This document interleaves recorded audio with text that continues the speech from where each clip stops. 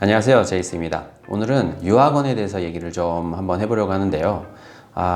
많은 부모님들이 유학원을 통해서 유학을 보내는 게 좋은지 아닌지 물어보시는 분들이 종종 있어요. 좋은 유학원이 있다면 그 유학원을 통해서 유학을 보내는 것도 좋은 방법이기는 한데요.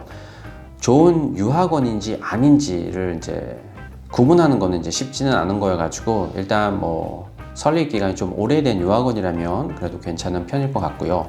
그리고 유학원에서는 이제 많이 오클랜드 쪽을 소개하려고 하는 부분이 있어요. 아무래도 그쪽에 수업료가 좀 높다 보니까 커미션 받는 것도 아무래도 상대적으로 다른 지역에 비하면 높기 때문에 보통 이제 오클랜드에 있는 학교를 많이 추천을 하는 것 같더라고요. 한국에 있는 유학원들과 협력을 하기 위해서 제가 몇 군데를 방문을 해봤는데요.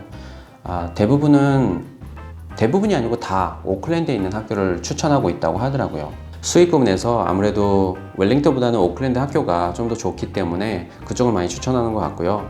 이건 한국의 유학원 얘기는 아닌데요. 제가 예전에 한번 같이 협력했던 대만의 유학원 같은 경우에는 여러 프로그램을 만들어서 가격을 주면 그 학부모님들한테는 거의 1.5배에서 거의 2배 정도 이렇게 가격을 높여서 받는 경우를 봤거든요. 근데 한국에서는 어떻게 하는지 모르겠어요. 그리고 이제 그쪽 유학원에서 광고를 할 때 보면 홈스테이라든지 기타 여러 가지 것들을 유학원에서 직접 하는 것처럼 이렇게 광고가 되어 있는데, 솔직히 그런 단기든 장기든 모든 건 다 학교에서 처리를 하거든요. 홈스테이도 유학원에서 하는 게 아니고, 유학원에서 그렇게 광고하는 거는 제가 보기에는 약간 과장 광고가 아닌가 그런 생각이 좀 들더라고요. 일본도 마찬가지인데, 일본 유학원에서도 2주, 3주 그런 단기 과정을 만들어서 가격을 거의 2배 정도 해서 학생들한테 그렇게 추천을 하고 있는 것 같더라고요. 저희 학교는 일본에서는 제가 유학원은 방문을 하지 않고 그냥 자매 학교나 아니면 그 외에 다른 파트너가 될 수 있는 그런 학교들, 중고등학교를 방문을 해서 그 학교에서 원하는 다양한 프로그램을 만들어서 이제 진행을 하고 있거든요. 근데 자매 학교고 또 파트너 학교이니까 아무래도 유학원에 비교하면 가격은 거의 3분의 1 정도는 훨씬 싸거든요. 유학원보다는, 일본에서도. 그리고 대만에서도 자매 학교 같은 경우에는 그렇게 해서 저희 학교로 오고, 근데 한국은 아직 그렇게 할 수 있는 유학원도 없는 것 같아요. 한국의 유학원들은 대부분의 프로그램이 다 오클랜드 쪽으로 맞춰져 있더라고요. 그리고 또 이제 뉴질랜드에서 한국의 그런 현지 유학원도 있는데, 한국은 비용을 한 번에 딱 이렇게 뭉쳐서 이렇게 모든 게 다 포함이 되어 있지만, 뉴질랜드 같은 경우는 다 따로따로 이렇게 되는 항목들이 되게 많거든요. 그래서 현지 유학을 이용하다 보면 처음에 봤던 액수보다 조금 더 많아지는 그런 경우도 종종 있고요. 물론 모든 유학원이 다 그렇진 않지만, 그래도 한국시로 가는 유학원이라면 뭉쳐서 이렇게 한 번에 다 가격을 말하는 경우도 있고, 어떤 유학원은 항목별로 이렇게, 근데 하다 보면 계속 늘어나니까 비용이 상당히 많아지는 경우도 있더라고요. 제가 알고 있던 지인이 뉴질랜드에 있는 이제 현지 유학원을 통해서 이제 아이를 유학을 보냈는데, 처음에 생각했던 것보다 이게 붙고 저게 붙고 또 이렇게 여러 가지가 붙다 보니까 배보다 배꼽이 더 커졌다고 이렇게 말씀하신 적이 있었거든요. 여러 유학원을 비교하면서 선정을 하셔야 될 것 같아요. 제가 지금 담당하고 있는 학생들의 경우에는 보통 이제 입소문을 통해서 연락을 해서 저한테 오는 경우가 많거든요. 예전에 유학을 보낸 적이 있던 학부모님이 소개로 온다거나, 아니면 유학을 왔던 적이 있는 그 친구의 친구라든지 이런 식으로 많이 연락이 오고요. 유학원을 통해서 온 학생들 같은 경우에는 제가 직접적으로 해줄 수 있는 게 거의 없어요. 왜냐면 제가 학부모님한테 따로 연락을 한다거나 아니면 그 아이를 따로 챙겨준다 그러면 아무래도 유학원에서 이제 기분 나빠하는 경우도 있거든요. 제가 학부모님이랑 직접 연락을 해서 학부모님이 앞으로는 유학원을 통하지 않고 저한테 직접 하겠다 그러면, 유학원 입장에서는 그분들이 이제 커미션을 받을 수가 없게 되니까 그런 문제가 좀 있거든요. 그래서 그 유학원이 정말 문제가 있다 그러면 관계를 정리를 하고 그냥 학교랑 직접 해도 되는 문제긴 한데요. 이런 것도 있으니까 생각을 잘 하셔가지고 결정을 하는 게 좋을 것 같아요. 그리고 유학원이 처음에 이제 유학 수속을 해주고 그리고 나서는 관리는 솔직히 하기가 쉬운 문제는 아니거든요.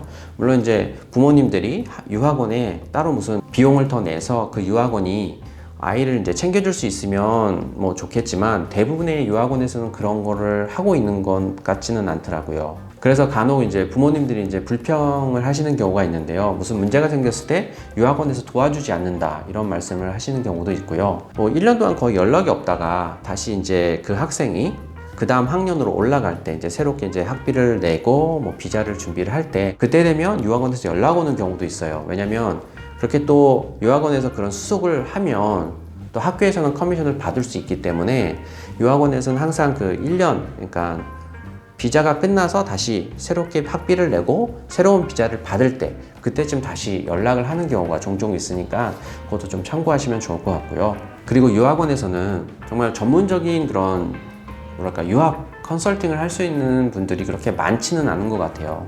제가 예전에 방문했던 유학원을 보니까 거기는 뭐 뉴질랜드로 1년이나 한 2년 정도 유학하고 온 그런 분들이 상담을 하는 경우가 있더라고요. 그래서 뉴질랜드에 대해서 잘 모르는 경우도 많고 진학에 관련해서 정확히 답을 줄 수 있는 그런 분들은 그렇게 많지는 않았던 것 같아요. 결론적으로 말씀드리면 좋은 유학원을 찾기 위해서는 많은 질문을 했을 때 그쪽에서 정말 막힘없이 대답을 해줄 수 있는 유학원이어야 되고 그리고 또 오클랜드만 계속 그렇게 추천하는 경우는 좀 한 번쯤 생각을 해보셔야 될 것 같아요. 만약에 정말 경험이 많고 많은 학교들을 알고 있는 유학원이라면 굳이 뭐 오클랜드만 추천하지 않고 뭐 크라이스처치도 있고 웰링턴도 있고 타우랑가도 있고 정말 많은 도시의 학교들이 있거든요. 그러니까 그런 학교들도 좀 같이 이렇게 추천하면서 설명도 해줄 수 있는 그런 유학원이라면 한번 믿고 맡기셔도 되지 않을까라는 생각이 들고요. 그리고 이제 진학에 관련해서도 좀 많은 정보를 갖고 있는 그런 유학원이 좋을 것 같아요.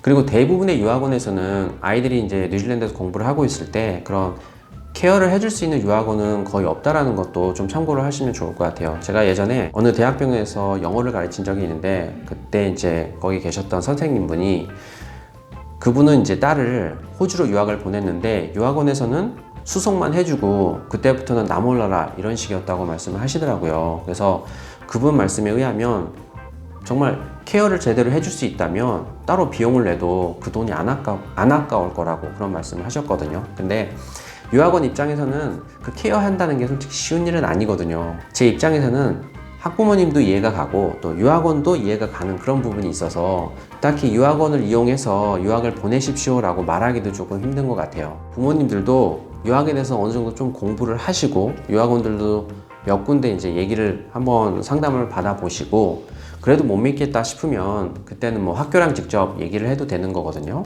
그러니까 영어가 가능하시다면 학교에다 직접 연락을 해보셔도 좋을 것 같아요. 자, 오늘은 유학원에 대해서 좀 알아봤는데요. 혹시 궁금하신 점 있으면 아래다 뭐 글을 남겨주셔도 되고요. 그리고 또 개인적으로 상담을 원하신다면 저한테 직접 그 개인 상담 요청을 하셔도 좋을 것 같습니다.